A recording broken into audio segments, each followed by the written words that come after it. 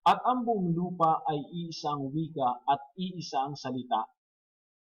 At nangyari na sa kanilang paglalakbay sa silanganan ay nakasumpong sila ng isang kapatagan sa lupain ng Sinar at sila'y nanahan doon. At nagsang-usapan, halikayo, tayo gumawa ng mga laryo at ating lutuing mabuti. At inari nilang bato ang laryo at ang biton ay inaring argamasa. At nagsipagsabi, halikayo, magtayo tayo ng isang bayan natin at ng isang muog na ang taluktok niyaon ay aabot hanggang sa langit. At magtaglay tayo ng isang ngalan, baka tayo mangalat sa ibabaw ng buong lupa. At bumaba ang Panginoon upang tingnan ang bayan at ang muog na itinayo ng mga anak ng mga tao. At sinabi ng Panginoon, narito, sila'y iisang bayan at silang lahat ay may isang wika. At ito ang kanilang pinasimulang gawin at ngayon ngay walang makasasawata sa anumang kanilang balaking gawin. Halikayo, tayo bumaba at diyan din ay ating guluhin ang kanilang wika, na anupat sila'y huwag magkatalastasan sa kanilang salita. Ganito pinanabog sila ng Panginoon mula riyan sa ibabaw ng buong lupa at kanilang iniwan ang pagtatayo ng bayan. Kaya ang pangalang itinawag ay Babel, sapagkat doon ginulo ng Panginoon ang wika ng buong lupa, at mula roon ay pinanabog sila ng Panginoon sa ibabaw ng buong lupa. Ito ang salit-saling lahi ni Sem. May 100 taon si Sem at naging anak si Arpaksad, 2 taon pagkatapos ng bahang gumunaw. At nabuhay si Sem pagkatapos na may panganak si Arpaksad ng 500 taon at nagkaanak ng mga lalaki at mga babae. At nabuhay si Arpaksad ng 35 taon at naging anak si Sala. At nabuhay si Arpaksad pagkatapos na may panganak si Sala ng 403 taon at nagkaanak ng mga lalaki at mga babae.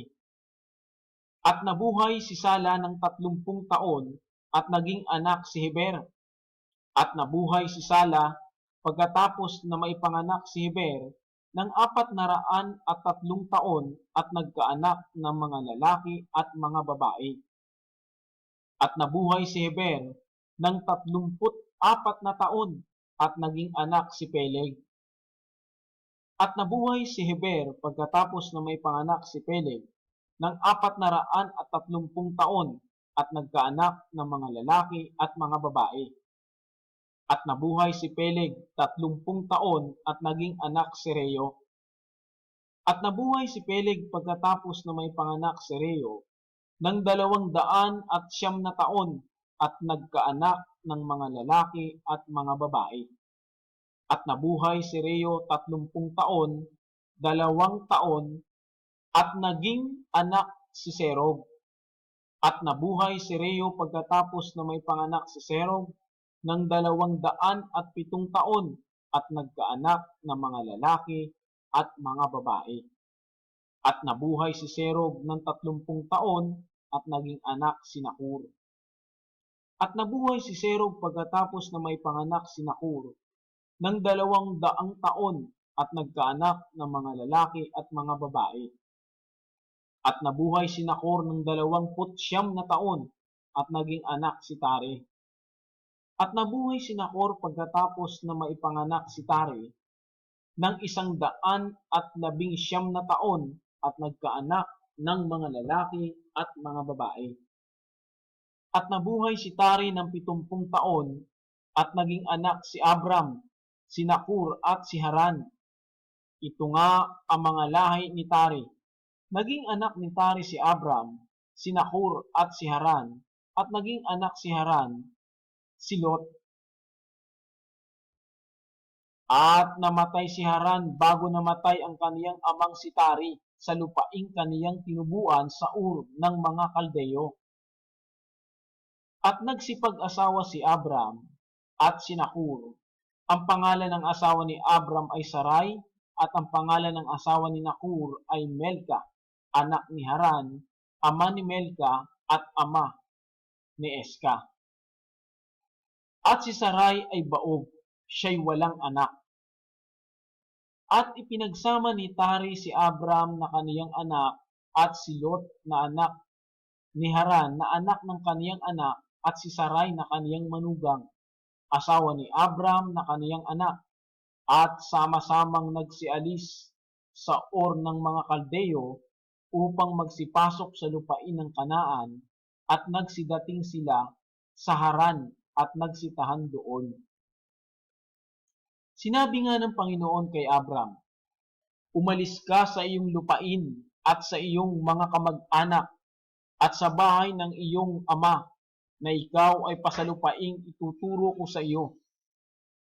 At gagawin kitang isang malaking bansa at ikaw ay aking pagpapalain at padadakilain ko ang iyong pangalan at ikaw ay magiging isang kapalaran.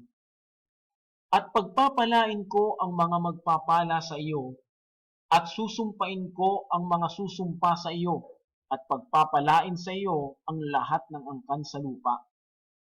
Kaya't yumaon si Abram ayon sa sinalita sa kaniya ng Panginoon, at si Lot ay sumama sa kaniya, at si Abram ay may 75 taon nang umalis sa Haran. Isinama ni Abram si Sarai na kaniyang asawa, at si Lot na anak ng kaniyang kapatid, at ang lahat ng pag-aaring kanilang natipon, at ang mga taong kanilang nakuha sa Haran, at nagsialis upang pasalupain ng Kanaan, at dumating sa lupain ng Kanaan. At naglakbay sa lupain si Abram hanggang sa dako ng Sisim, hanggang sa punong Insena ng More, at nooy nasa lupaing yaon ang Kananeo. At napakita ang Panginoon kay Abram at nagsabi, "Sa iyong lahi ay ibibigay ko ang lupain ito." At siya'y nagtayo roon ng isang dambana sa Panginoon na napakita sa kaniya. At mula roon ay lumipat siya sa bundok na nasa silanganan ng Betel, at doon niya itinayo ang kaniyang tolda na nasa kalunuran ang Betel, at nasa silanganan ang Hay, at siya'y nagtayo roon ng dambana sa Panginoon, at sinambitla ang pangalan ng Panginoon. At si Abram ay naglakbay na nagtuloy sa dakong timugan, at nagkagutom sa lupaing yaon, at bumaba si Abram na nasok sa Ehipto upang manirahan doon, sapagkat mahigpit ang kagutom sa lupain. At nangyari, nang siya'y malapit ng papasok sa Ehipto, ay sinabi niya kay Sarai na kaniyang asawa, "Narito, ngayon talastas kung ikaw ay magandang babae sa tingin. At mangyayari na pag makikita ka ng mga Egyptyo, ay kanilang sasabihin, ito'y kaniyang asawa, at ako'y kanilang papatayin, datapwat kanilang ililigtas kang buhay. Isinasamo ko sa iyo na sabihin mong ikaw ay aking kapatid, upang ako'y mapabuti dahil sa iyo, at upang ang kaluluwa ko'y mabuhay dahil sa iyo." At nangyari, nang pumasok si Abram sa Ehipto, nakita ng mga Egyptyo na ang babae ay napakaganda. At nakita siya ng mga prinsipe ni Paraon, at kanilang pinuri siya kay Paraon at dinala ang babae sa bahay ni Paraon. At pinagpakitaan nito ng magandang loob si Abram dahil sa kaniya, at nagkaroon si Abram ng mga tupa, at ng mga baka, at ng mga asno, at ng mga aliping lalaki, at mga aliping babae, at ng mga asna, at ng mga kamelyo. At sinalot ng Panginoon si Paraon at ang kaniyang sambahayan ng malaking pagsalot dahil kay Sarai na asawa ni Abram. At tinawag ni Paraon si Abram at sinabi, "Ano itong ginawa mo sa akin? Bakit hindi mo ipinahayag sa akin na siya'y iyong asawa? Bakit sinabi mong siya'y aking kapatid? Na ano pat siya'y aking kinuha upang maging asawa? Ngayon nga'y nariyan ang iyong asawa, siya'y kunin mo at yumaon ka.